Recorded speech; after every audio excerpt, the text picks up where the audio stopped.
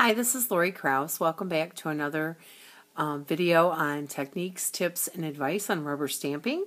Today we're going to do this great little Christmas card, a little merry and bright. You could use it in the winter too, not just for Christmas.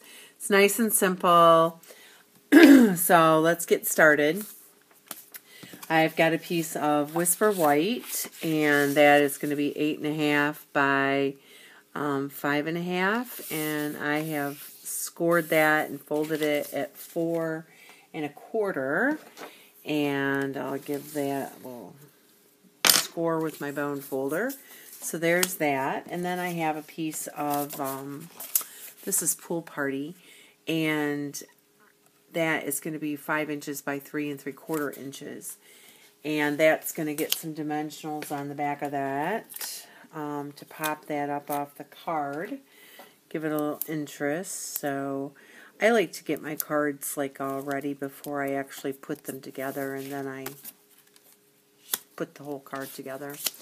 So this is cut in a skinny layer. It's crumb cake, and so that would make that 3 5/8 by 4 7/8. And this is the one we're actually going to stamp on. We're going to be using the set today, Endless Wishes, which is one of my favorite sets. Loved it. It came out a while ago, last year actually, and it was so popular it sold out.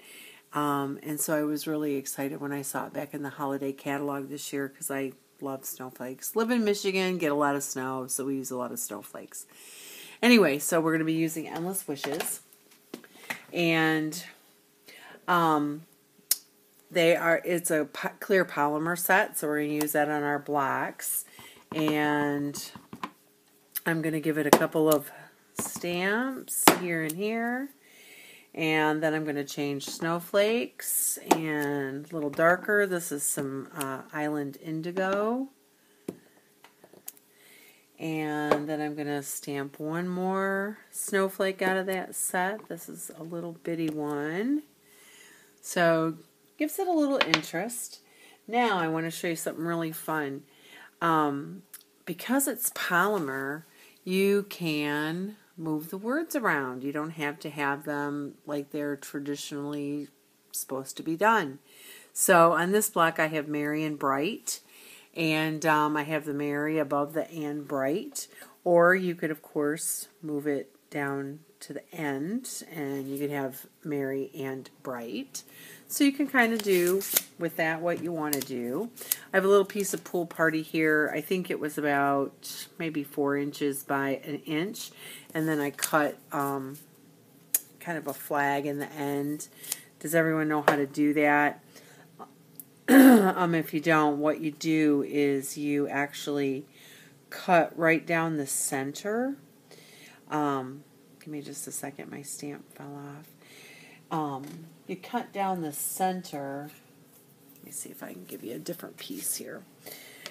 So I'm going to cut my flag here. So you cut down the center of that like this, and then you go out to the corner and cut to the center of it, and then you go out to the corner here and cut right up to the center of it, and you should have a perfect flag.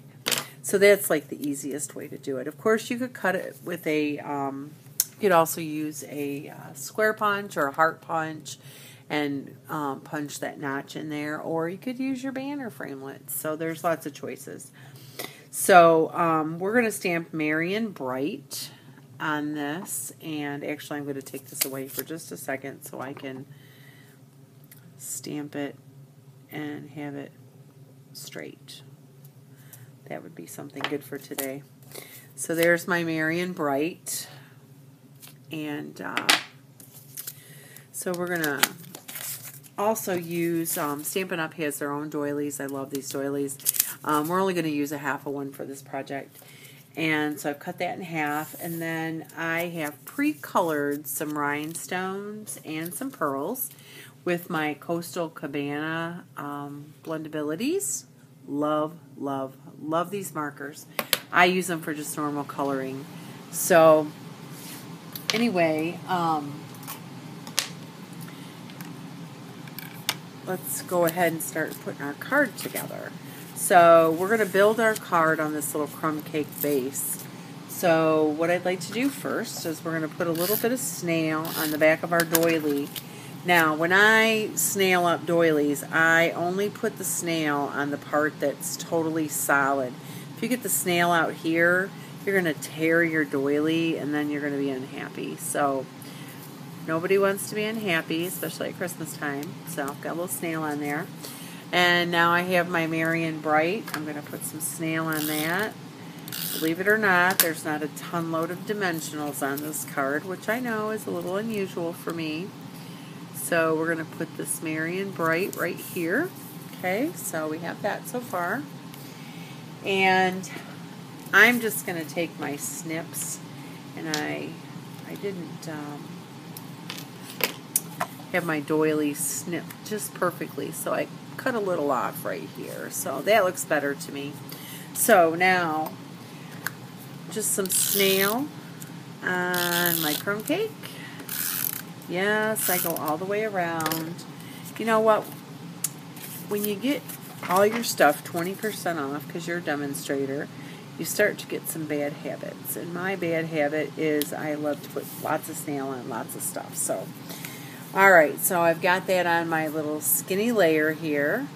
And I am going to peel off my little dimensionals.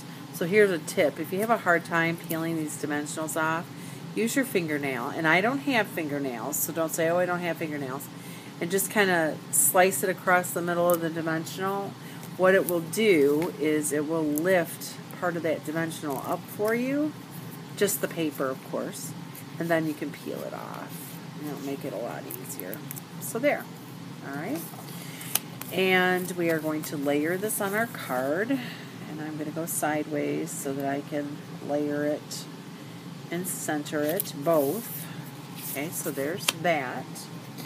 Now, we're going to add some fun stuff. I love the little snowflake and sequins that we have for the holidays this year. I hope you're using them. They're lots of fun. And it seems as though I had a whole bunch here on my desk, but they seem to disappear. That happens on my desk, of course. So I will get these out and show them to you if I have them, but it seems like they are missing. Oh, there they are. So these are the frosted sequins embellishments, and these are tons of fun. So three or four different sizes of silver sequins, and then there's also some little bitty snowflakes. So we're going to use a couple of sequins, and we're also going to use some rhinestones, and we're going to use a couple of the snowflakes. So I like to use a paper piercer, which is this tool. It's actually what you use with your paper piercing templates. I like to use it for rhinestones and pearls. Works awesome. You just kind of put your pearl where you want it, set it down, and then what you need to do is there is a little bitty glue dot underneath every one of these pearls. So you need to take the paper piercing end and you need to get right down inside underneath that glue dot. And this is the best way I have found to adhere my pearls and rhinestones without making myself crazy, which sometimes doesn't take a lot of practice. So, alright, so here's my rhinestones. We'll pick one of those up and we'll put those on the big ones, big snowflakes. And then, just for a little fun, we're going to put one pink one on this little doodad right up here. There, isn't that fun? A little bit of pink. So, now I have some sequins. I'm going to use 3 sequins because I like to do 3, 5, 7, 9 kind of thing. And I have a couple of snowflakes, and I'll show you something that I did on my original card, which I really liked. And then I also have some silver dazzling details.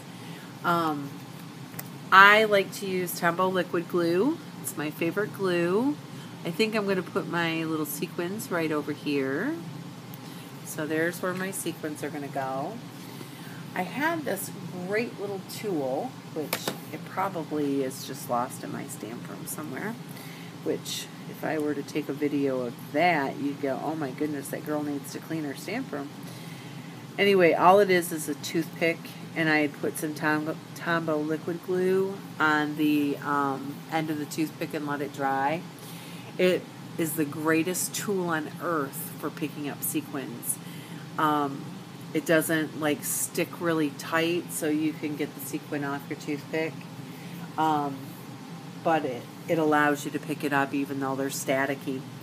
So there's my sequins, and then I'm going to do one little snowflake. I think I'll put my snowflake right here. And it's going to be a double-decker snowflake. So what I'm going to do is I will get my little snowflake on there. And if you notice, I put enough glue that it squirted out the middle, which is fine. And then I'm going to take my second snowflake and I'm going to pile it up on top. But I'm going to turn it just a little bit. So now it looks a little different.